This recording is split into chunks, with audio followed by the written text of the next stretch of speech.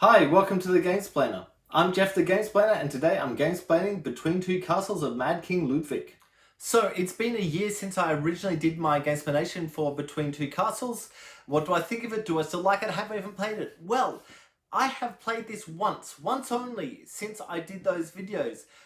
I feel like I should get this to the table more often. I really like the game. I think it's a really wonderful idea. I have Between Two Cities, and I have the Castle of Mad King Ludwig. I'm not a huge fan of Between Two Cities. I am a huge fan of the Castle of Mad King Ludwig. This one, Between Two Castles, takes both ideas and kind of just smushes them together. And you know what? I really like this game. I think it's really wonderful. My only problem or issue with the game is the amount of time it takes to score it at the end. Because what ends up happening, if you have a whole bunch of people sitting at the table who haven't played the game before, you end up having to score everyone's castle individually.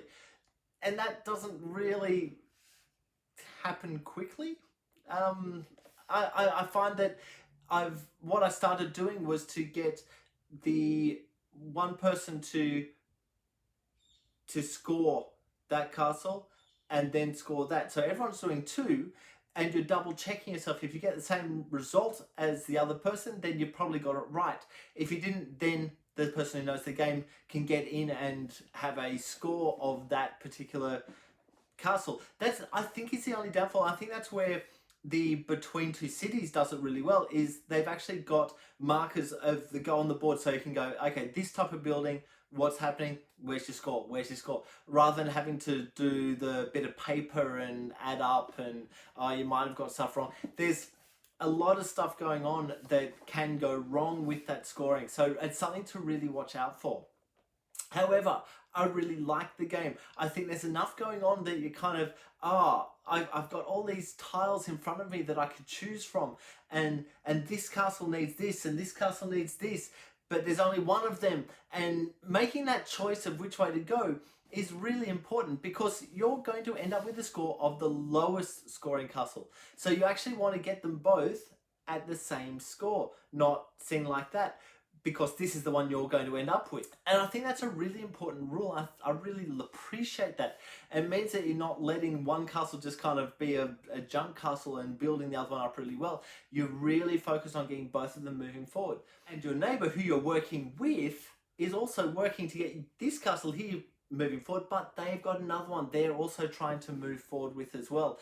And the different number of ways and manipulations that people come up with how to best score their castle is actually a really interesting thing. The other downfall of this game, and I might have mentioned this in the original Gamesplanation, is the size of the print on the tiles. So if you've got someone with really poor eyesight, it's probably not the best idea. But if people are willing to work around that, it's a really good game. It can play up to 7 players, which is just like the Seven Wonders plays up to 7 players, and it's a similar situation where you're just dealing with your neighbors. There's a whole table, but you're just dealing with the people on your right and your left. And the manipulation is you get a pile of cards and you're choosing which ones you're going to play this time, and then you pass it on, just like with Seven Wonders. And that kind of idea of deck depletion, I guess you would call it, is really important, because the cards you see right now, you're probably not going to see them back, or you may see them once, depending on how many other players there are at the table. But as you get further in, you're hoping some really good cards or tiles are there, but they're not, because they've usually been picked up by other players already. There's a really fine game on this one. I really appreciate it. So as I say, the only downgrade is the manipulation of counting at the end and the scoring. And look, that could easily be fixed by an app. There may even be an app out by now to fix that up, but I don't know. I haven't gone looking for it. If there isn't one, please do one. That would be really good. Look, I'll leave it there. If you have played Between Two Cities of Mad King Ludwig before and you want to make a comment, or if you haven't and you want to see how the game plays, please comment below. Go ahead, watch my Gamesplanation from a year ago. If you have any comments or suggestions, please let me know what they are. If you have any games that you would like to be Gamesplained, please shoot me an email to thegamesplainer@gmail.com.